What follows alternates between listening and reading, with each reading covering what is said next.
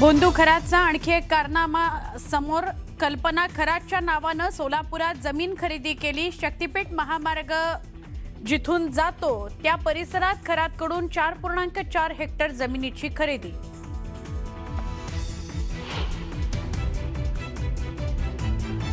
बारामती पोटनिवडणुकीकरता राष्ट्रवादी काँग्रेसच्या प्रचाराचा आजपासून शुभारंभ. कणेरीमधून होणार प्रचाराला सुरुवात. सुनेत्रा पवारांसह राष्ट्रवादी काँग्रेसचे नेते उपस्थित.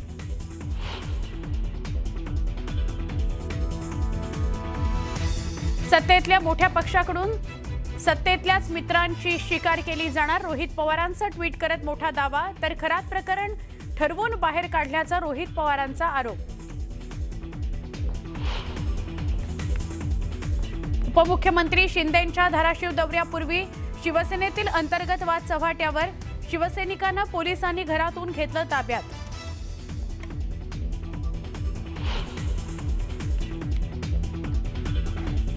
उपमुख्यमंत्री एकनाथ शिंदे पंढरपूर दौऱ्यावर. भगीरथ भालके, प्रणिता भालके आणि अनिल सावंत शिवसेनेत करणार शिंदेंच्या उपस्थितीत प्रवेश.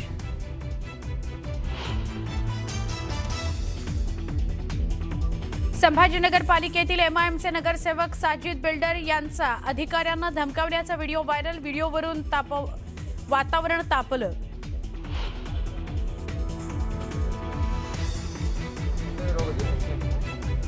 ओव्हरहेड वायर तुटल्यानं पश्चिम रेल्वेची लोकल वाहतूक विस्कळीत. विरारकडे जाणाऱ्या जलद वाहतुकीला फटका. प्रवाशांना मोठा मनस्ताप.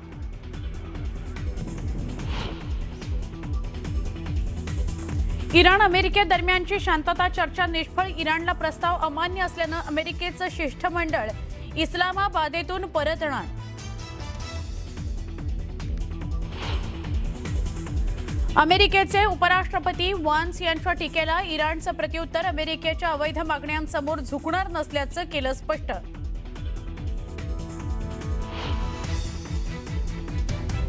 चीनकडून इराणला शस्त्र पुरवठ्यावर अमेरिकेचा संताप. चीननं पुरवठा केला तर गंभीर परिणामांचा सामना करण्याची दिली धमकी.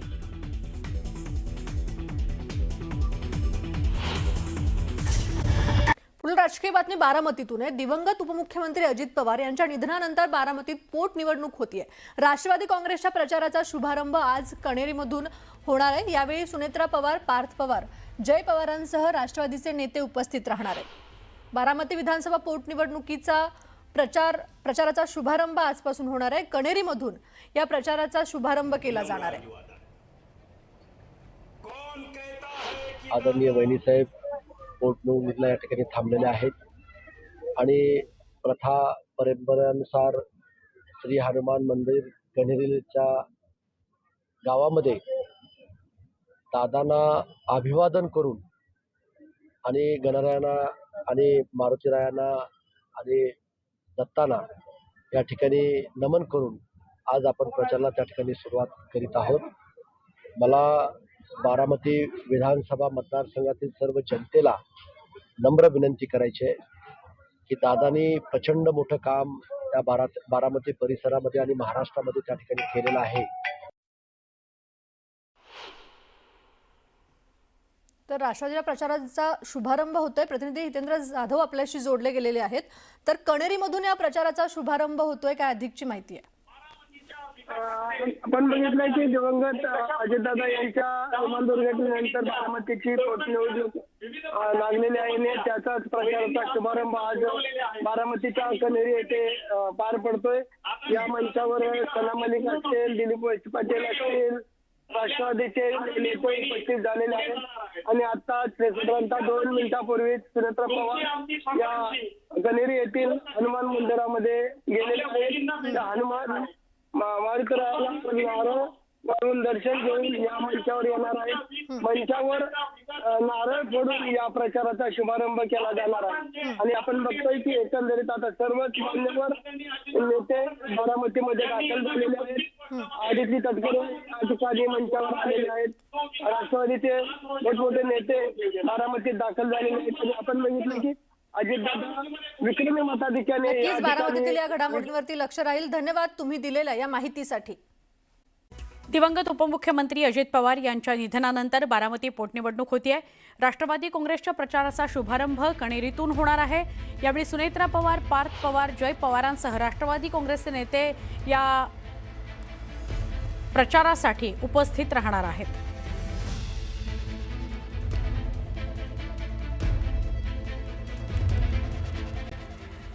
राष्ट्रवादी काँग्रेस शरदचंद्र पवार गटाचे आमदार रोहित पवार यांनी मोठा दावा केलाय।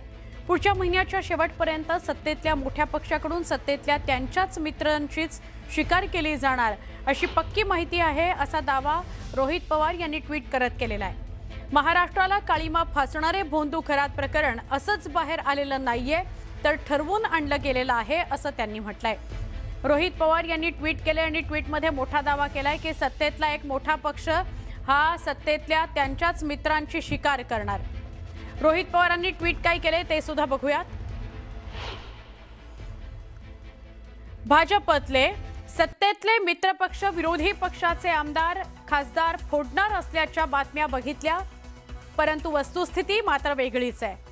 पुढच्या महिन्याच्या शेवटपर्यंत सत्तेतल्या मोठ्या पक्षाकडून सत्तेतल्या त्यांच्या मित्रांचीच शिकार केली जाणार असल्याची पक्की माहिती आहे। महाराष्ट्राला काळीमा फासणारे भोंदू खरात प्रकरण असंच बाहेर आलेले नाही, तर ठरवून आणलं गेलंय। ही फक्त सुरुवात आहे। आज भाजप मित्रपक्षांप्रती जरी ये दोस्ती हम नहीं छोडेंगेची भावना बोलून दाखवत असले, तरी उद्या मित्रपक्षांची भावना भाजपबाबत जा बेवफा जा हमें याहून वेगळी असणार नाहीये, हे नक्की। त्यामुळे आपलीच भाजपकडून शिकार होऊ नये यासाठी मित्रपक्षांनी अधिक काळजी घेणंच उचित राहील, असं लिहिलंय रोहित पवार यांनी। नागपूर जिल्ह्यात खरीप हंगामाच्या तोंडावर रासायनिक खतांच्या दरात वाढ झाली आहे। एप्रिलपासून नवे दर लागू करण्यात आलेत, याचा थेट परिणाम शेतकऱ्यांवरती होणार आहे। कच्च्या मालाच्या दरवाढीमुळे डीएपी, युरिया आणि इतर मिश्र खतांच्या किमतीत वाढ झाली आहे। प्रति बॅग 100 ते 400 रुपयांपर्यंत दर वाढले आहेत। यामुळे शेतकऱ्यांना आर्थिक फटका बसणार आहे। दरम्यान जीएसटी 18% 5% आणण्याची मागणी करण्यात आली आहे। आखाती देशांमध्ये सध्या युद्धजन्य स्थिती असल्यामुळे खतांसाठी आवश्यक असलेला कच्चा माल वेळेवर उपलब्ध होत नाही आणि जो होत आहे तो चढ्या किमतीने होतो आहे आणि त्याचा परिणाम म्हणजे आता भारतीय बाजारपेठेमध्ये रासायनिक खतांच्या किमतीमध्ये मोठ्या प्रमाणात वाढ झालेली आहे। काही खतांच्या किमतीमध्ये सुमारे 400 रुपयांची ही वाढ झालेली आहे। खरं तर आता शेतीचा हंगाम सुरू होईल, त्यामुळे शेतकऱ्यांकडून खतं खरेदी करण्याला आता सुरुवात होईल आणि ही सुरुवात होत असतानाच रासायनिक खतांच्या किमतीमध्ये वाढ झाल्यानं शेतकरी पुन्हा एकदा हवालदिल होण्याची शक्यता। आपण सध्या या बाजारात आलो आहे आणि आपण इथं पाहतोय की बाजार जो आहे तो शेती मालाचा सजायला लागलेला आहे। दुकानामध्ये खत असेल किंवा बी बियाणं असेल यांचा साठा यायला लागलेला, मात्र आता वाढत्या किमतीचा मार जो आहे तो या निमित्तानं शेतकऱ्यांना सहन करावा लागणार आहे। दुकानामध्ये काही शेतकरी आलेले आहेत, त्यांच्याशी आपण बोलूया। मला सांगा, यावेळी जी माहिती मिळते त्यानुसार रासायनिक खतांच्या किमतीमध्ये मोठ्या प्रमाणात वाढ होणार आहे। शेतकरी म्हणून ही झालेली वाढ तुम्हाला परवडणारी असणार आहे? नाही, आम्हाला म्हणजे कसं दरवर्षी कोणत्या ना कोणत्या कारणाने काही ना काही सल्फेट आता 400 रुपयाने, कोणतं 150 रुपयाने वाढलं आहे। प्रत्येक वस्तू पेस्टिसाईडमध्ये वाढ होऊ राहिली। आम्ही शेतकरी म्हटलं म्हणजे कसं आमचे बाजार हिरवा भाजीपाला लावा की घेऊ लावा किंवा कोणती अन्य वस्तू लावा, आमचा भाव कधी बी कमीच। आज 12-13 वर्षामध्ये आमचा जो रेट आहे तो 200, 400, 1000 वाढला, पण पेस्टिसाईड हे सीधं वर्षानं 200, 400 रुपये वाढला। आपल्या खतामध्ये 12% भरमसाठ जीएसटी टॅक्स लागते आणि जे शेतकऱ्याला लागणारं पेस्टिसाईड आहे याच्यावर 18% भरमसाठ जीएसटी टॅक्स जे आहे भारत सरकार वसूल करत आहे। तर याच्यामध्ये सरकारने पुढाकार घेऊन 18% चा हा जो जीएसटी टॅक्स आहे पूर्ण देशामध्ये हे माफ केलं पाहिजे किंवा याला एकदम कमी 18%वरून 5% आणलं गेलं पाहिजे, जेणेकरून शेतकऱ्याला फूल नाही तर फुलाची पाकळी म्हणून मदत होईल। नक्कीच पेट्रोल डिझेलचे भाव वाढल्यानंतर सरकारनं त्यांच्या एक्साईज ड्युटीमध्ये कमी करून जे आहेत ते सामान्य नागरिकांना दिलासा देण्याचा प्रयत्न केला। तशाच पद्धतीनं जर जीएसटीमध्ये जर काही कमी केली तर शेतकऱ्यांना खरीप हंगामासाठी जे आहे ते मदत होऊ शकेल। त्यामुळे सरकार आता हे वाढलेले दर कमी करण्यासाठी काय उपाययोजना करतात हे पाहणं महत्त्वाचं असणार आहे। व्हिडिओ जर्नलिस्ट प्रशांत मोहितेसह उदय तिमांडे, न्यूज 18 मराठी, नागपूर। पुढची बातमी बघूयात. नागपूर अजनी परिसरातील नव्या पुलाचा प्रकल्प पुन्हा एकदा विलंबात अडकलाय. सुमारे 332 कोटी रुपयांचा हा प्रकल्प 2023 मध्ये सुरू झाला. मात्र काम अजून पूर्ण झालेलं नाहीये. डिझाईन बदल, तांत्रिक मंजुरीतील विलंब आणि समांतर कामांमुळे प्रकल्प रखडल्याचं सांगितलं जात आहे. जमीन संपादन आणि विभागांतील समन्वयाचा अभावही कारणीभूत ठरलाय. दरम्यान नागरिकांना रोज वाहतूक कोंडीचा सामना करावा लागतोय. प्रकल्पाची डेडलाईन ऑक्टोबर 2025 वरून मार्च 2026 आणि आता जुलै 2026 पर्यंत वाढवण्यात आली आहे. दरम्यान पूल कधी पूर्ण होणार हे पाहणं आता महत्त्वाचं ठरणार आहे.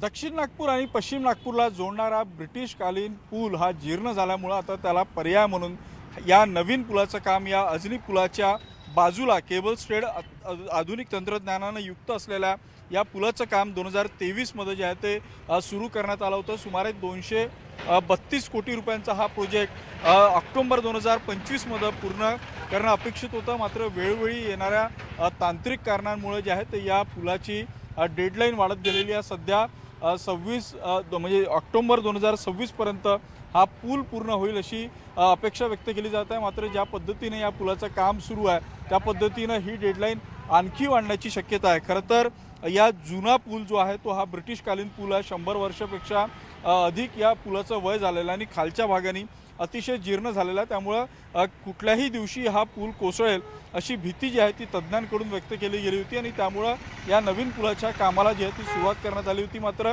या विलंबामुळं नागपूरकरांना मनस्ताप सहन करावा लागतोय. कारण दक्षिण नागपूर आणि पश्चिम नागपूरला जोडणारा हा अत्यंत महत्त्वाचा पूल आहे. या पुलावरून नागपूरकरांना दिलासा द्यावी अशी मागणी जी आहे ती नागरिकांकडून केली जाते. त्यामुळे प्रशासनानं देखील हा पूल कशा पद्धतीनं लवकर पूर्ण होईल या दृष्टीनं खबरदारी घेणं गरजेचं आहे. व्हिडिओ जर्नलिस्ट प्रशांत मोहितसह उदय तिमांडे, न्यूज 18 मराठी, नागपूर.